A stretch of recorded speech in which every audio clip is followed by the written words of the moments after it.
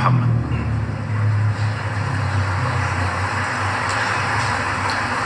Ya, terus ini juga termasuk ayat melindungi kita dari hasud. Surat An-Nisa 54.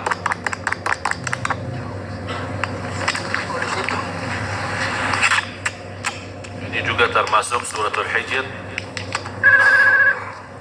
Walaqad ja'alna fis samai burujan, ayat 16 sampai 18, 3 ayat.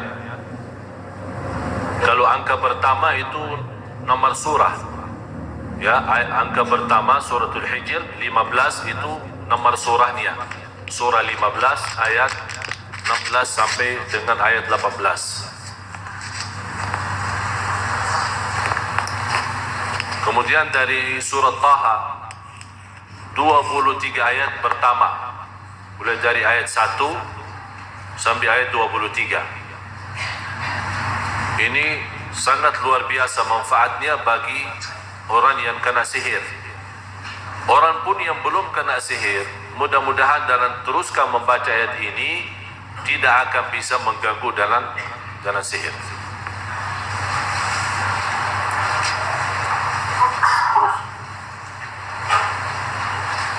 Ini masih surat Taha, surat 20 ayat 131.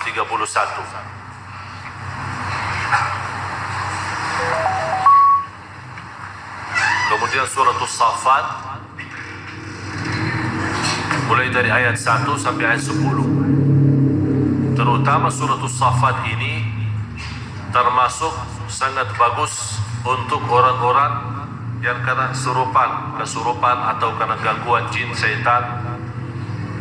Dan termasuk orang yang sering baca 10 ayat ini, insya Allah sangat membantu menghilangkan was-was. Ada orang suka selalu was-was. Artinya suka was-was, ya, kadang salat suka was-was. Ini salat rakaat yang ketiga atau 4. Kadang-kadang dalam salatnya apakah suka baca Al-Fatihah atau belum. Kadang-kadang was-wasnya apakah sudah baca Qul Hu belum. Kadang-kadang saking was-was dalam rukuk malah baca Subhan Rabbiyal A'la. Dalam sujud terbalik Subhan Rabbiyal Azim. Karena dia tidak mensadarkan salatnya, ya terbalik doa-doa ini. InsyaAllah dalam membawa ayat-ayat ini akan dilindungi Allah dari rasa was-was.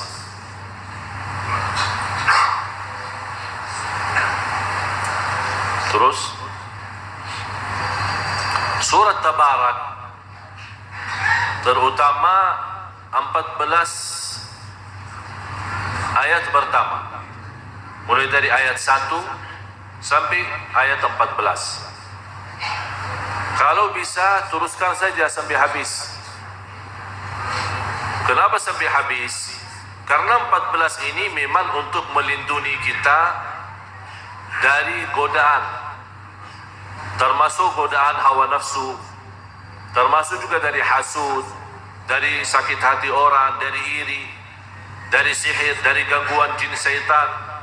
Dan sekaligus kita mendapatkan, kalau kita teruskan sampai habis, akan mendapatkan perlindungan Allah dari siksa kubur. Berarti surat Tabarak, kalau boleh di antara ayat-ayat ini, kalau boleh yang dirajinkan dan teruskan baca setiap malam atau setiap hari adalah surat Tabarak. Selain suratul Baqarah, surat Tabarak.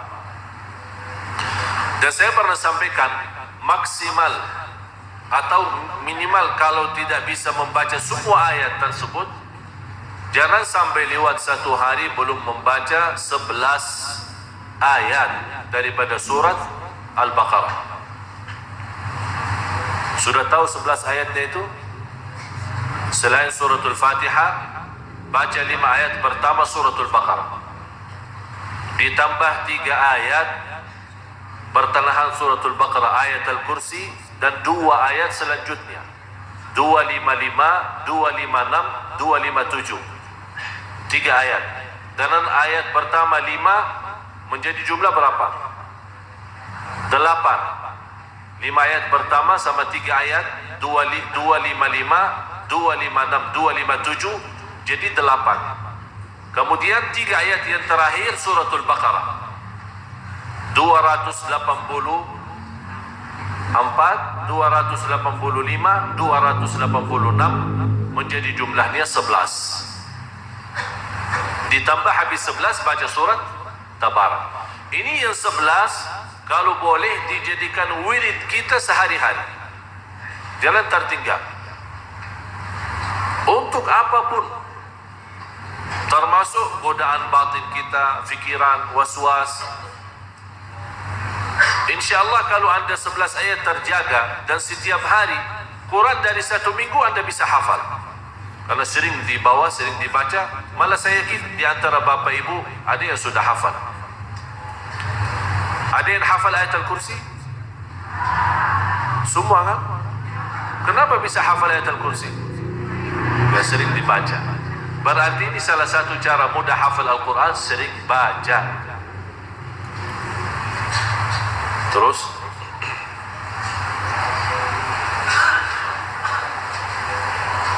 ini suratul Qalam.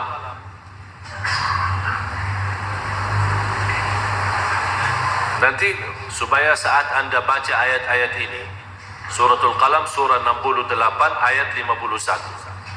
Saat anda baca ayat-ayat ini, tolong buka nanti Al-Quran di rumah, baca terjemahannya, artinya. Kenapa? Supaya saat anda baca ayat ini, anda bisa mengerti maksud daripada ayat ini, memahami isinya, supaya anda saat baca merasa bagaimana berkahnya ayat dan kekuatan ayat ini untuk bermanfaat bagi kita, lahir maupun batin. Nah, terus suratul Taubah surah ke-9 ayat 14 sama 15. Terus ini semua ayat yang saya jelaskan ini semua ada di kopiannya ya. Tinggal insyaallah semua mudah-mudahan dapat. Terus ada yang sudah dapat? Ya ini ada sebagian dapat sama. Ya udah nanti. Nanti diatur habis salat insyaallah masing-masing dapat. Ada hampir 1000. Mudah-mudahan yang tidak dapat kali ini insyaallah jangan khawatir. Insyaallah kita hari Jumat subuh kita ketemu lagi, insyaallah dapat insyaallah. Terus coba masuk kepada cara, teruskan, terus.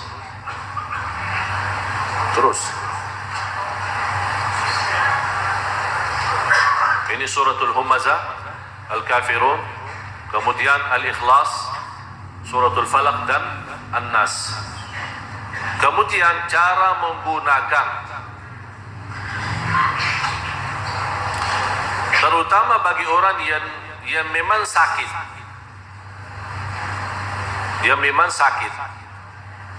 Jemaah sekalian, ini mujarrab loh ya. Ini sangat mujarrab. Kalau bagi orang yang biasa meruqyahkan, yang bawa ruqyah, membacain kepada jamaah, ini bisa puluhan juta nih. Beneran. Mana orang-orang yang mau memberikan rahasia ayat kalau dia tidak memanfaati. Oleh karena itu saya harap anda semua gantungkan hati anda kepada Allah saja. Jangan tunggu-tunggu siapapun yang membacakan atau dibacakan, anda sendiri baca, biasakan diri baca. Dan kalau saya membawakan ini karena memang selama yang saya di Madinah maupun sejak pertama datang,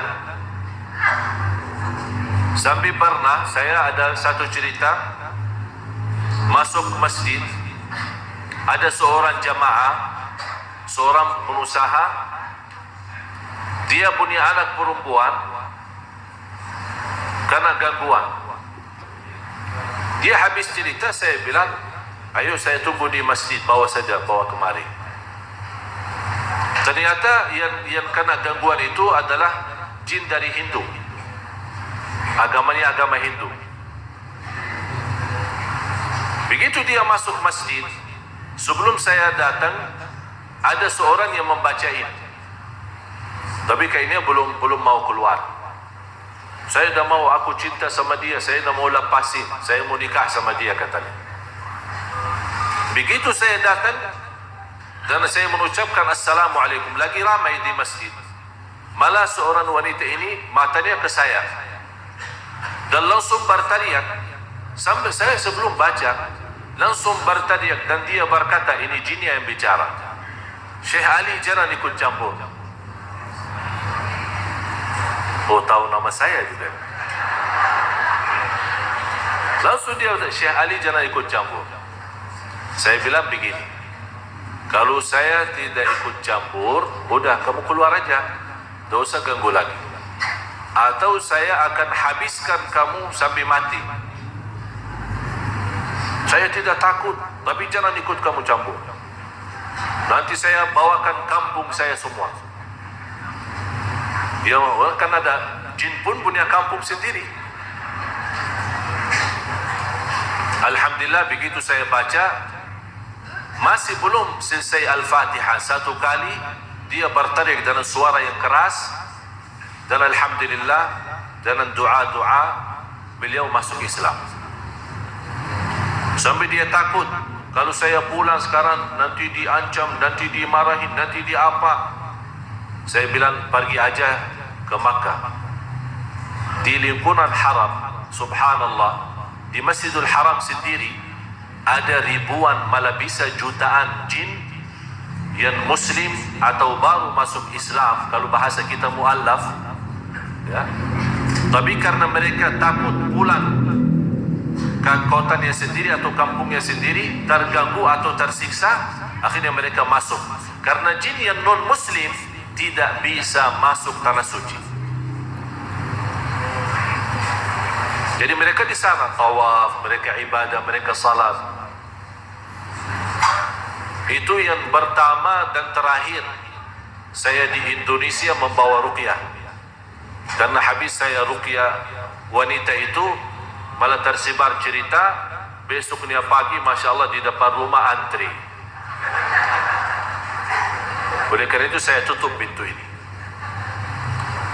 karena saya tidak harap di antara masyarakat kita yang menggantungkan diri kepada seorang manusia. Biarpun saya dari Madinah, tetap tawakal kepada Allah. Dan selama anda masih bisa berubat diri sendiri, kenapa berubat sama orang lain? Siapapun orangnya. Tak ada istilah orang itu lebih terkabul doanya. Semua sama terkabul. Yang merasa tidak terkabul doanya berarti dia belum iman kepada Allah.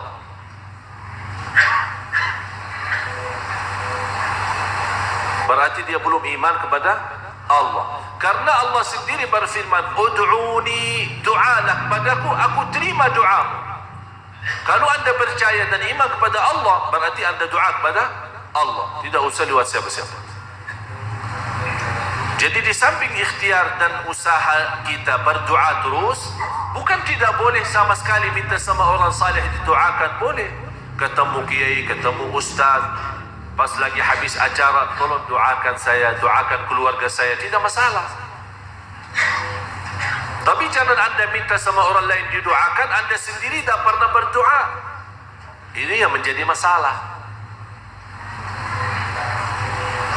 Bagi wanita yang sedang halangan, lebih baik perubatan itu ditunda sampai sudah dalam keadaan suci, bersih, baru boleh baca. Dan semua bapak ibu, saya nasihatin anda, selalu bapak ibu anda jaga wudu. Artinya selalu dalam keadaan wudu. Rasulullah bersabda di hadis yang sahih, la yuhafidhu ala al-wudu illa mu'min. Tanda sempurna iman seorang jaga wudu. Walaupun bukan waktu salat, walaupun anda tidak salat, walaupun anda tidak baca Quran, jaga wudu 24 jam. Anda tidur wudu. Kalau anda tidur sampai tidur ketiduran, ya kita kan jelas tidak tahu batal wudu kita atau tidak, tapi yang jelas anda sudah tidur dalam keadaan wudu. Begitu anda bangun, misal tengah malam, memerlukan, mohon maaf, perlu buang air, kemudian mau lanjut tidur lagi, lebih baik berwudu lagi, kemudian tidur. Ini Ini manfaatnya cukup bagi orang yang jaga wudu, cukup menjadi tanda sempurna iman.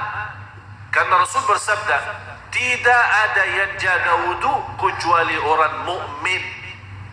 Ini kata Rasul sendiri. Berarti kalau anda mukmin, tandanya apa? Jaga wudu selalu. Kemudian setelah anda membaca, mentiup dalam air, boleh anda bawakan galon yang isinya misal seperti galon Zam-Zam kan? Ada yang 10 liter, ada yang kurang lebih lah. Anda boleh bawa yang misal 10 liter, kalau bisa airnya air Zam-Zam jauh lebih baik. Kemudian anda baca, dibukakan tutupnya, kemudian anda baca ayat-ayat yang tadi. Habis selesai baca anda tiup. Bagaimana tiup?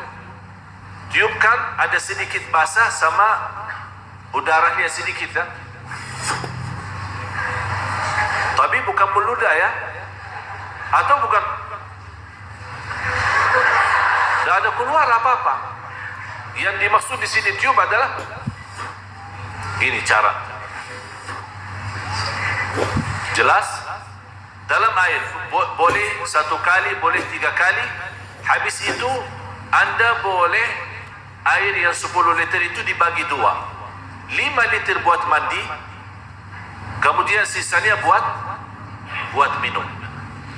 Mau buat minum. Begitu anda melihat air itu sudah mau habis, tak perlu baca lagi, tinggal tambah. Tinggal tambah lagi. Mau tambah air Zam-Zam boleh, mau tambah air biasa di atas air Zam-Zam boleh. Subhanallah, air Zam-Zam biarpun 1 liter ditambah 10 liter air biasa, tetap air Zam-Zam berfungsi. Itu sudah dibuktikan di Amerika. Air Zam-Zam berfungsi dan sangat bermanfaat. Biarpun air biasa dicampurkan tidak rubah, tetap air Zam-Zam. Biar 1 liter Zam-Zam, 10 liter air biasa tetap berfungsi. Subhanallah, tidak bisa dirubah air Zam-Zam itu, biar sedikit. Oleh karena itu tidak apa-apa. Ada yang berkata, Zam-Zam mahal, susah kita dapat, kita belum yakin, di Tanah Abang campur aduk, belum jelas air Zam-Zam dari mana, Zam-Zam Makkah atau Zam-Zam Tanah Abang. Ya, Zam-Zam biarpun campur tidak masalah, jangan takut. Malah anda tambah lagi campuri. Ya, yang jelas yakini ada sebagian walaupun sedikit isinya ada Zam-Zam beneran, walaupun sedikit. Kemudian 5 liter ini yang buat mandi, anda siapkan 3 kilo, 1 kilo daun bidara. Tahu daun bidara? Dah tahu ya? Apa sebenarnya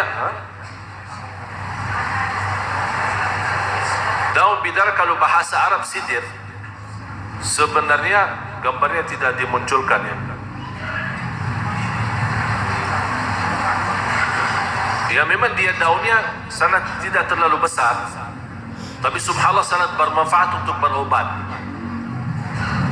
Di negeri Arab banyak, di Indonesia pun banyak. Di Indonesia banyak sekali. Malah justru kadang-kadang orang Arab yang menobati orang suka datang ke Indonesia ambil dia daun bidara itu. Hah? Dah tahu apa nama dia di sini? Bidara juga. Ya udah, yang tidak tahu tanya aja nanti. Kemudian 1 kilo daun bidara, 1 kilo garam, 1 kilo tawas. Tahu tawas? Yang kayu batu itu kan?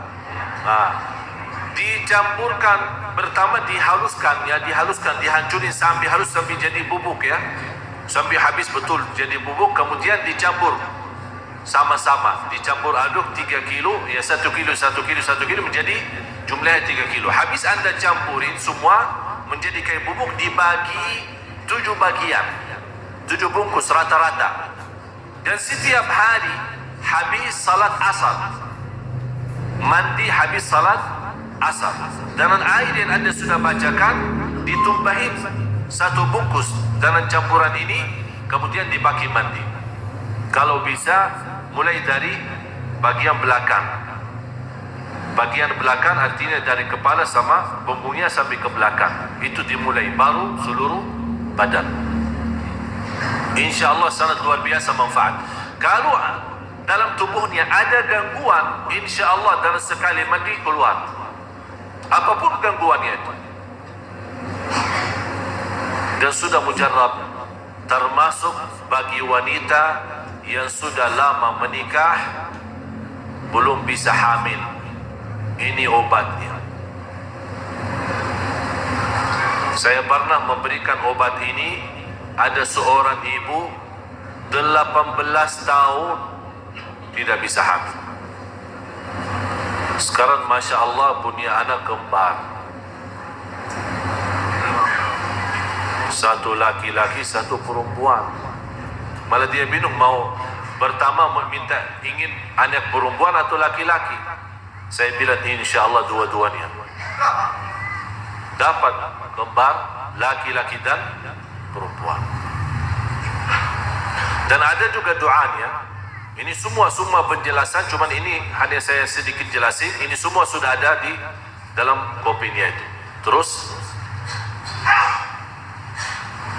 yang terakhir, atau ini bagi wanita yang belum hamil ditambah amalan khusus di luar mandi itu. Bagi ayat itu, setiap mau tidur bayangkan permasalahannya, artinya fokus.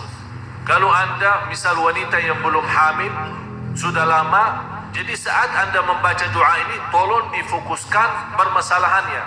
Jangan anda punya banyak keinginan, banyak saya mau ini, mau mobil, mau rumah, mau hamil, mau ini, jangan satu-satu.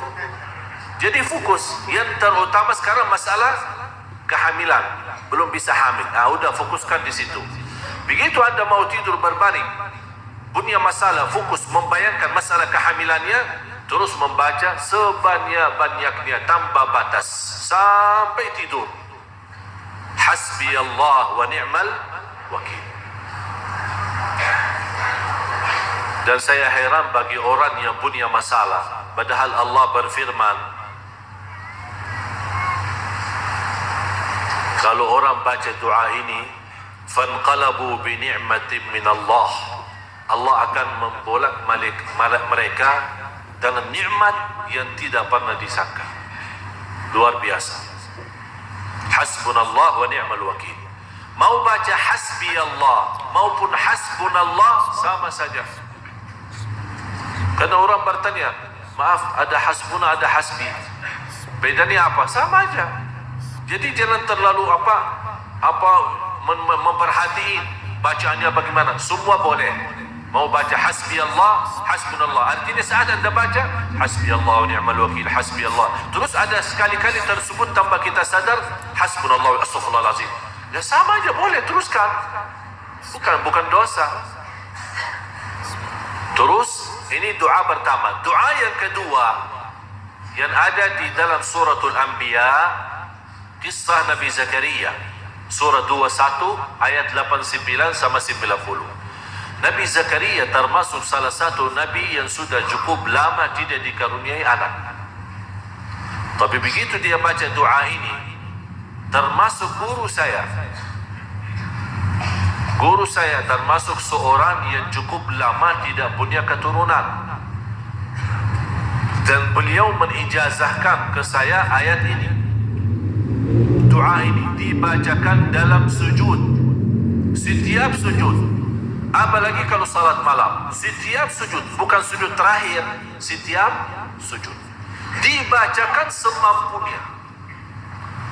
Rabbi la tadharni fardan wa anta khairul warithin. Kalau mau tahu artinya dan ceritanya, buka suratul Anbiya 21, surah 21 ayat 89 sama 90. Bapak ibu yang anda merasa sudah punya keturunan tidak membutuhkan doa ini, silahkan anda berikan kepada orang yang lagi butuh. InsyaAllah dapat pahalanya. Rabbi la tadharni fardan wa anta khairul warisin. Kemudian sepanjang hari, pagi, siang, sore, malam beristighfar. Karena kunci istighfar, kunci rizki adalah istighfar. Kunci rizki harta, kunci rizki keturunan, kunci rizki jodoh, kunci rizki apa saja yang terkait dengan kata rizki, kuncinya istighfar. Kalau saya berkata Bapak Ibu sepanjang hari beristighfar, artinya jangan berhenti istighfar. Jangan-jangan baru 2 hari kemudian SMS, Syekh sudah saya beristighfar, tak bisa-bisa dapat. Dia istighfar dari mulai pagi bangun sampai beraktivitas, sibuk kemana-mana pergi terus bawa istighfar. Subhanallah, luar biasa. Malah saking dahsyatnya istighfar, ini termasuk salah satu doa istighfar itu, kata Rasulullah SAW, dan ulama juga menjelaskan, disitulah kalau anda mau tahu bagaimana cara kun fayakun, Allah menwujudkan kun fayakun, itu lewat istighfar. Kalau anda mau lihat terbukti kun fayakun, coba berbanyak istighfar. Kalau saya berkata berbanyak, artinya jangan berhenti. Apa keberatannya kalau kita dalam perjalanan astagfirullah, astagfirullah, astagfirullah, astagfirullah, astagfirullah.